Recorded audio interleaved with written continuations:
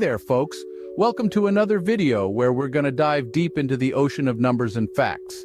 Today, we're rolling up our sleeves for a showdown, an epic comparison of the cost of living between two powerhouses, China and Canada.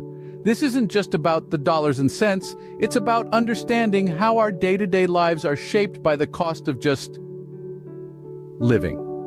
Now, what does the cost of living really mean? It's the amount of money needed to sustain a certain standard of living.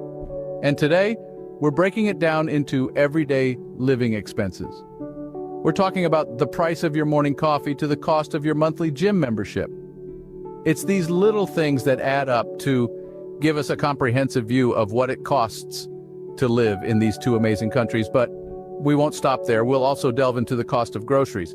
How much does it cost to fill up your pantry in Shanghai compared to Toronto? Are you paying more for your apples in Canada or in China? Housing rentals are another big chunk of our monthly expenses. We'll be comparing the average cost of renting a one-bedroom apartment in the city centers of both countries. Will the towering skyscrapers of Shanghai cost you more than a cozy downtown apartment in Toronto? We'll also look at utilities, education, healthcare, and transportation. These are significant factors that contribute to our overall expenditure. How much are you shelling out for your electricity and internet? What's the cost of getting a good education or taking care of your health?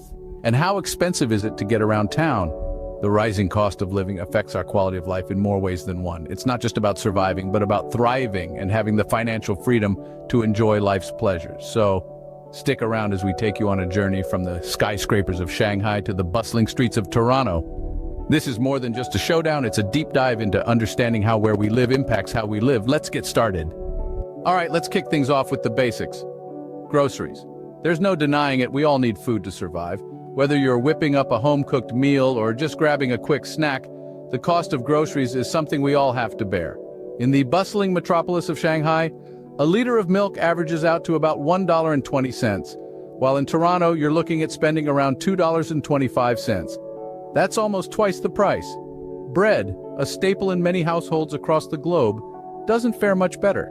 In Shanghai, a loaf of fresh bread will typically set you back just under $2. However, in Toronto, you're shelling out around $2.75 for the same item. Let's talk about eggs, a versatile ingredient, whether you're making breakfast or baking a cake. In Shanghai, a dozen eggs will usually cost you around $2, while in Toronto, the price is significantly higher at about $3.50. And finally, let's take a look at meat. In Shanghai, a kilogram of chicken breast is roughly $6.50, while the same quantity in Toronto is around $10. So where does that leave us? It's clear that the cost of essential groceries is generally lower in Shanghai compared to Toronto. But remember, these are just averages. Prices can vary depending on where you shop and the quality of the products you buy.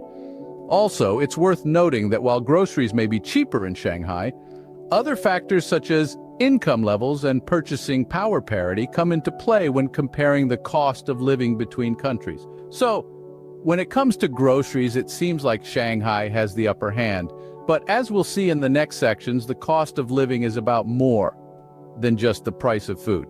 Stay tuned as we delve deeper into the showdown between Shanghai and Toronto. Next up on our list, we got housing. Now let's take a virtual tour to the bustling city of Shanghai and the cosmopolitan Toronto. Wherever you decide to hang your hat, housing is going to be a major part of your monthly budget. So let's dive into the numbers and see what we can expect. In the heart of Shanghai, where the city's pulse is the strongest, you'll find that the average rent for a one-bedroom apartment is around 6,000 yuan. That's roughly $900. For the same apartment in the suburbs, you're looking at a significantly lower price, around 4,000 yuan or about $600. Now let's hop over to Toronto. Here, living downtown can cost quite a bit more. The average price for a one-bedroom apartment in the city center is around 2,000 Canadian dollars. That's about $1,500. If you decide to live a bit further out in the suburbs, you can expect to pay around 1,600 Canadian dollars or roughly $1,200. So you can see there is quite a difference in cost between city center and suburban housing, and also between the two major cities themselves. This is something that will definitely affect your cost of living. depending on which city and which area you choose to call home. But remember, while the cost of housing is a significant factor, it's not the only one.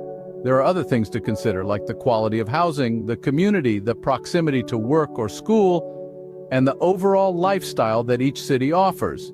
It's also worth noting that the cost of housing in both Shanghai and Toronto has been on the rise over the past few years, affecting the quality of life for many residents. It's a global trend that's causing a lot of concern, and it's something we all need to keep an eye on. And that's the housing situation for you. Now let's shed some light on utilities. When it comes to utilities, the bills can add up quickly, whether you're living in Shanghai or Toronto. In China, you can expect to pay around $50 for your monthly utilities, including electricity, heating, cooling, water, and internet. This is a fairly reasonable price, especially when compared to the cost in Canada. In Canada, the monthly utilities bill can run up to $150. That's 3 times what you'd pay in China. This includes the same utilities: electricity, heating, cooling, water, and internet. Remember, these are average costs. Your exact bill will depend on factors like the size of your house, the number of people living in it, and your personal habits. It's always a good idea to factor these costs into your budget when planning a move to a new country. So, that's the score for utilities.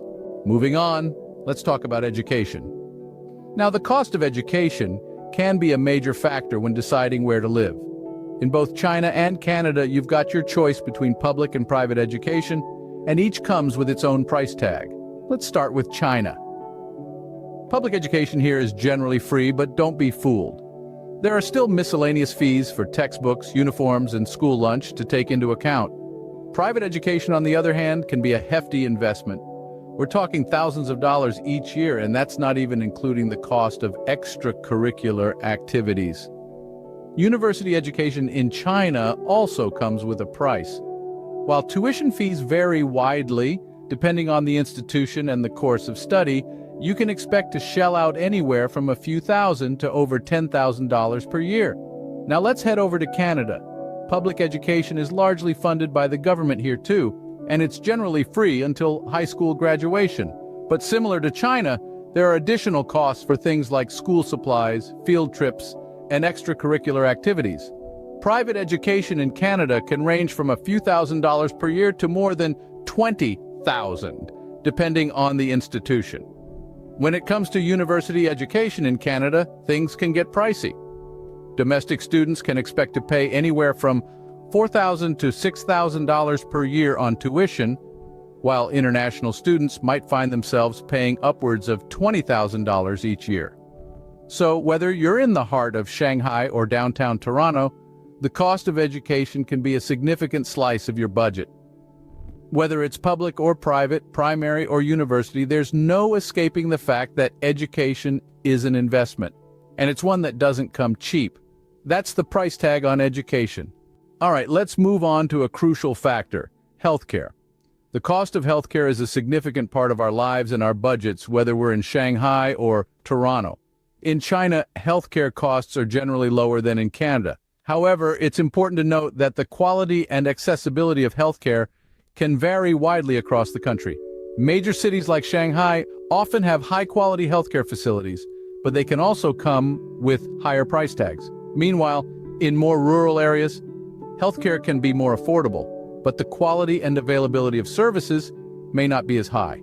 Let's take common medical procedures as an example. In China, the cost of a routine doctor's visit can be as low as $20, whereas in Canada, the cost can be upwards of $60, even with health insurance. When it comes to more serious procedures, the gap can be even larger. A common surgery like an appendectomy can cost thousands of dollars in Canada, while in China, the cost can be a fraction of that. Prescription costs also play a big role. In Canada, the cost of prescription drugs is often covered by health insurance, but not always. In China, on the other hand, prescription drugs can be significantly cheaper, but the availability of certain medications can be limited. Lastly, let's talk about health insurance. In Canada, health insurance is often provided through employers or purchased individually, and it can cover a significant portion of healthcare costs. In China, health insurance is also available, but it may not always cover as much as it does in Canada, and the coverage can vary significantly depending on where you live. So while the cost of healthcare in China may seem more affordable at first glance, it's important to consider the quality and accessibility of healthcare services as well. On the other hand, while healthcare in Canada can be more expensive, the coverage provided by health insurance can make it more manageable. And that's the health of the matter. Next stop, transportation. Let's start with public transit. In China, specifically in Shanghai, a subway ride will cost you around 4 yuan. That's about 60 cents in US dollars. Not too bad, right? Now journey over to Toronto, Canada, and you'll find that a similar subway ride is going to cost you around 3 Canadian dollars, which is roughly 2.5 times more expensive. But what if you prefer to drive? Let's talk about fuel. In China, the cost of petrol is about 7 yuan per liter, roughly translating to $1.10. In Canada, however, you'd be paying about 1.25 Canadian dollars per liter. So, when it comes to filling up your tank, you're likely to shell out a bit more in Canada. Now on to the big ticket item, owning a vehicle. In China, the cost of owning a car can be significantly higher than in Canada due to hefty import taxes and registration fees. For instance, a standard sedan, let's say a Volkswagen Passat, could cost you around 230,000 yuan, or about 35,000 US dollars in Shanghai. In Toronto, the same car would cost you around 30,000 Canadian dollars. That's a pretty significant price difference right there, but it's not just about the initial cost. You have to consider the ongoing expenses like maintenance, insurance, and parking. In general, these costs tend to be higher in China due to higher labor costs and the cost of replacement parts. In Canada, while these costs are still considerable, they are generally more affordable. So, whether you're a public transit enthusiast or a car owner, the cost of getting from point A to point B varies greatly between these two countries. So that's how you get around. Finally, let's talk about the effect of these costs on the quality of life. In both China and Canada, the rising cost of living is a growing concern.